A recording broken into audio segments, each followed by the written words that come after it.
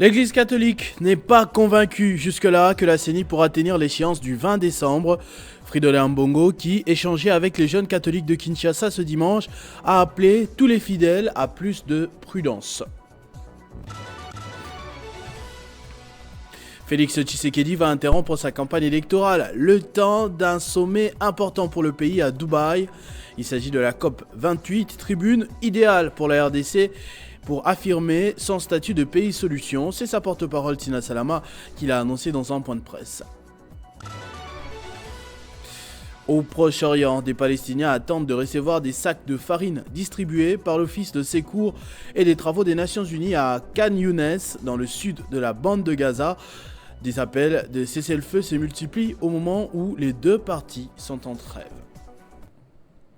Mesdames et messieurs, bonjour. L'archevêque de Kinshasa, Fridolin Ambongo, était face à la jeunesse quinoise ce dimanche. Dans son homélie, il a évoqué les élections de décembre 2023 qui se profilent à l'horizon. Ce dernier a émis le doute sur la tenue des élections générales malgré la confirmation faite par la Commission électorale nationale indépendante et la campagne électorale qui est en cours. Fridolin Ambongo appelle les chrétiens catholiques à plus prudence. Tozali la preuve que le 20 décembre, ma pronomie m'a salema. Pesoko et salemi, tozali la certitude que et pour salema dans de meilleures conditions de transparence. Et l'ili kolobate, risque ezali, risque ya kukuru, au cas qu'il y a école ya biso Congo. Voilà pourquoi, disons, Baptiste catholique, bozala na prudence, bozala na bokebi, kote bato, bakotisa bino na bonguna ya bango, bayi politique te. Toutefois, la campagne électorale se poursuit avec les différents candidats. Moïse Katumbi est encore à l'étape du Grand Nord. Après Goma et Beni, il séjourne actuellement dans le Sud Kivu. Dévancé par Matata Ponyo, dans le Maniema, le candidat numéro 3 est accompagné du reste de ses alliés. L'ancien gouverneur du Katanga a encore tenu des propos très durs contre le régime du président sortant Félix Tshisekedi.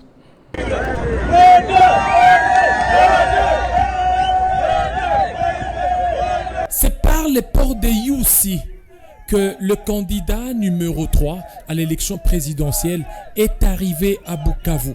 Moïse Katumbi s'est déversé dans la foule à son arrivée. L'opposant a été accueilli par une foule immense. Du port Youssi jusqu'à la place Major, le président d'Ensemble pour la République a été accompagné par une marée humaine. Moïse Katumbi Tchapoué, accompagné de 7 Kikouni, de l'ancien président de l'Assemblée provinciale du Congo central Jean-Claude Wemba, a promis de construire des routes, écoles et centres de santé modernes. Il a annoncé qu'une fois élus, les agents, policiers et militaires toucheront un salaire décent. Plus question de disparités criantes entre les salaires des députés 21 000 $, des agents de l'État 100 $, au mois. Katumbi envisage de doter Idjui d'un stade moderne et un hôtel 5 étoiles. A-t-il constaté mauvaise voirie urbaine, problème des routes, d'électricité, d'eau potable et surtout le chômage des jeunes? Le tableau est sombre. La pauvreté colle à la peau de la population. Pour Katumbi, cette situation doit changer. Pour lui, vaut mieux se ranger du côté de la population que du côté des promesses. Son ambition est de faire cette cité côtière un fleuron du tourisme pour attirer beaucoup de touristes. À la fin, le candidat numéro 3 a appelé à la surveillance électorale et surtout à brandir le 20 décembre le carton rouge au pouvoir sortant qui a clochardisé le peuple congolais pendant 5 ans. Après Idjui, Katumbi devra se rendre à Bukavu pour un grand meeting. Bien qu'actuellement en campagne électorale pour solliciter de la population un second mandat à la magistrature suprême, Félix-Antoine Tshisekedi va bel et bien prendre part à la 28e édition de la conférence des partis sur le climat prévue du 30 au 12 décembre à Dubaï, aux Émirats Arabes Unis. C'est ce qui ressort d'un point de presse de Tina Salama, porte-parole du chef de l'État, et l'envoyé spécial du président de la République pour la nouvelle économie du climat, Stéphanie Mbombo, qui ont présenté les enjeux de ces assises que la RDC ne peut manquer sous aucun prétexte en tant que pays solution. C'est un break de 24 heures de la campagne électorale qu'effectuera les candidats à sa propre succession, Félix-Antoine Tshisekedi, afin de participer à la COP28 Dubaï, aux Émirats Arabes Unis, la grande réunion internationale sur le changement climatique prévue du 30 novembre au 12 décembre 2023. En vue de répondre à certaines de ces exigences des chefs de l'État, Félix-Antoine Tshisekedi, pour la cause climatique, va porter l'étendard de la RDC, pays solution au réchauffement climatique. Les précisions proviennent de la porte-parole du chef de l'État congolais sur son compte X, que ces programmes étaient clairement indiqués dans son calendrier des campagnes. Un peu plus tôt, lors d'une conférence animée par l'envoyé spécial du chef de l'État pour la nouvelle économie du climat, Stéphanie Mbombo, la porte-parole du chef de l'État est revenue sur l'importance de la participation de la RDC au plus haut niveau de ses assises. En marge de ces sommets, la RDC entend impulser les réflexions stratégiques, des réformes structurelles et mobiliser les parties prenantes nationales et internationales dans la construction d'une croissance sobre en carbone, accélérer l'agenda climatique du pays et réaliser les objectifs du développement durable. Plusieurs compagnies du Nord qui vont signer un engagement pour acheter le crédit carbone en RDC qu'on appelle un MOU.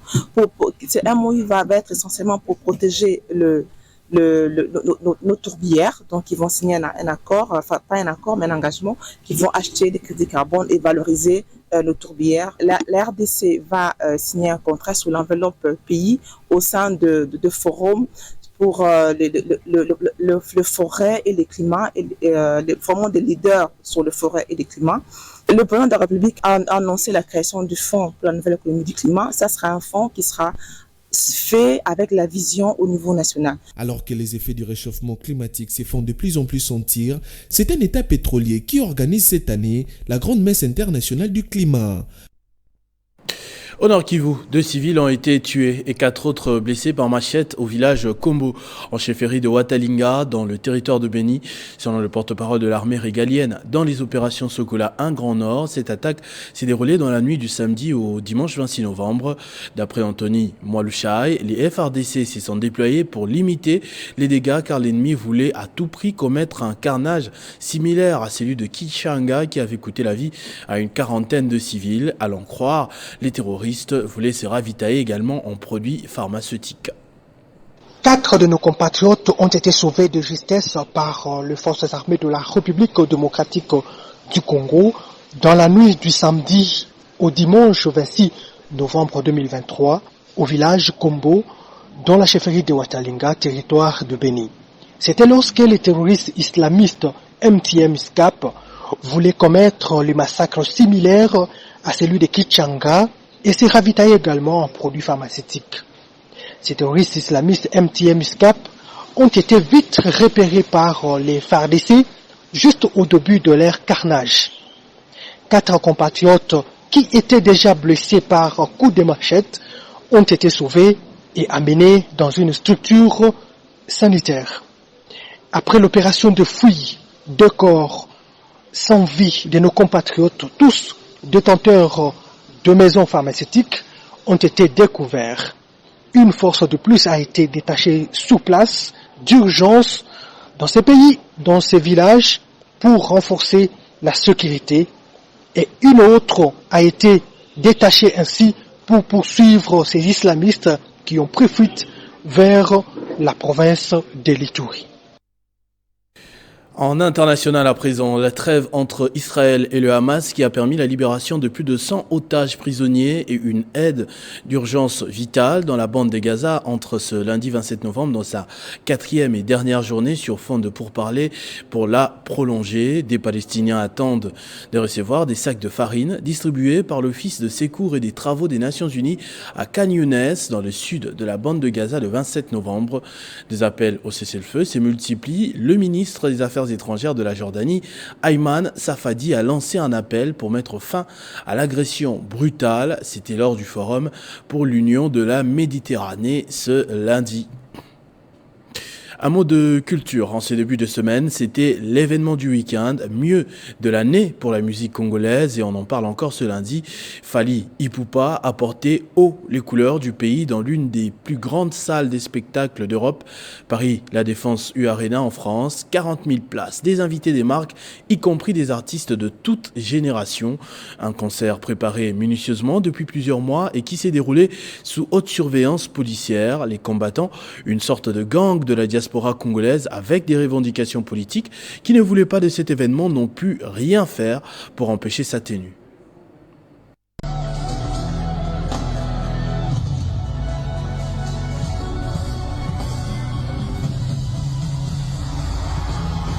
L'enceinte de la Défense U Arena était pleine à craquer. Les 40 000 mythiques places qui apparaissaient être un seuil insurmontable ont été comblées, record balayé pour Fally Ipupa.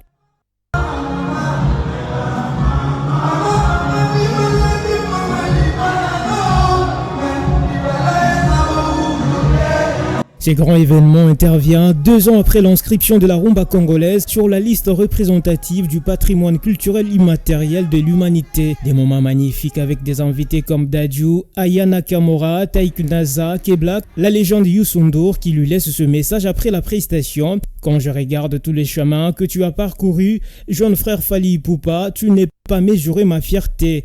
Ce soir, j'ai senti la RDC, l'Afrique communier avec toi. Quel beau spectacle avait tué la légende sénégalaise. Fally Ipupa dit Aigle est le premier artiste africain vivant en Afrique à faire les U Arena malgré plusieurs menaces des combattants qui nous racontent ce qui s'était réellement passé. 5 novembre, point final. France est complétée. Donc, Tozaki a 3 barrières. Première barrière est à 5 km. Deuxième barrière est à 3 km. Et dernière barrière, ils allaient à 1 km de la salle. En plus, il va déployer la tenue civile, va déployer va se déguiser comme un clochard, et au moins plus de 3000 motos où ils ont circulé dans la zone. Bon, tant que tout le monde est biloko wana, to boyi batba qui ne va garder à vie. To yebisi mutunyos tout, a bougé totika. Auteur, compositeur, interprète, danseur et producteur, Fally Ipupa qui vient de réussir l'impensable pour un artiste africain, semble plus que jamais déterminé à repousser les limites.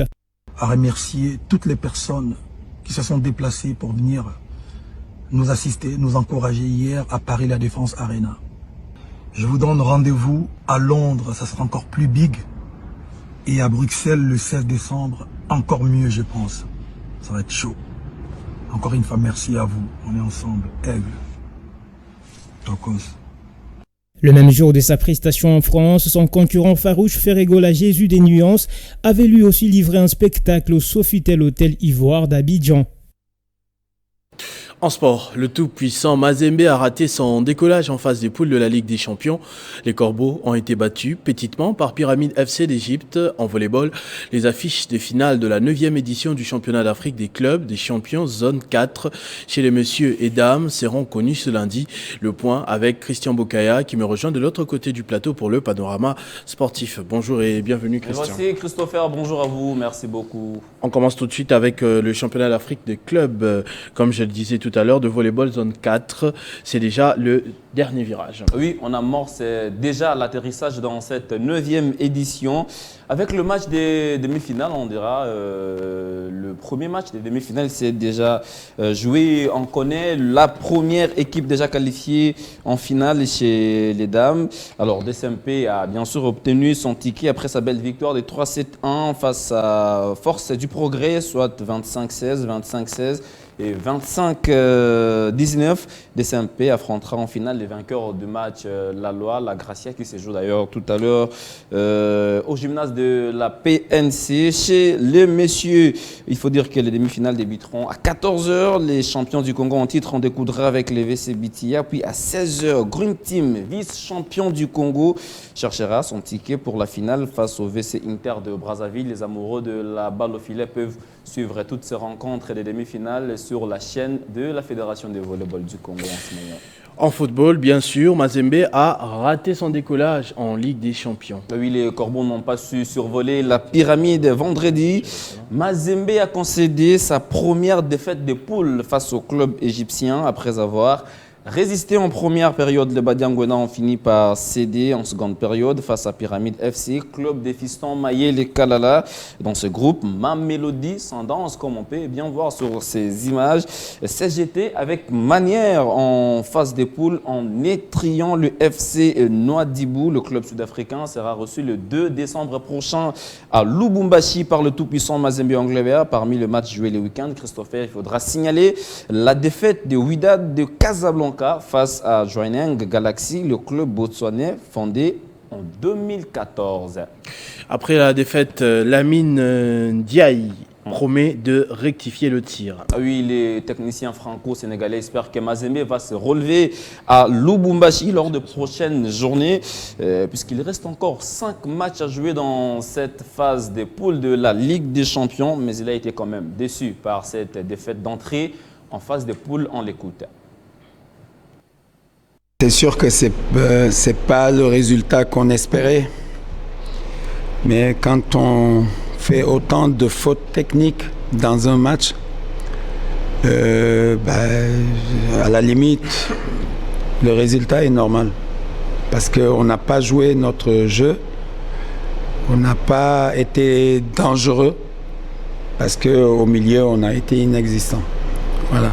Donc le milieu qui devait faire la liaison entre la défense et l'attaque n'a pas... D'habitude, c'est notre point fort, mais malheureusement, aujourd'hui, ils sont passés à côté de leur match. En Ligue 1,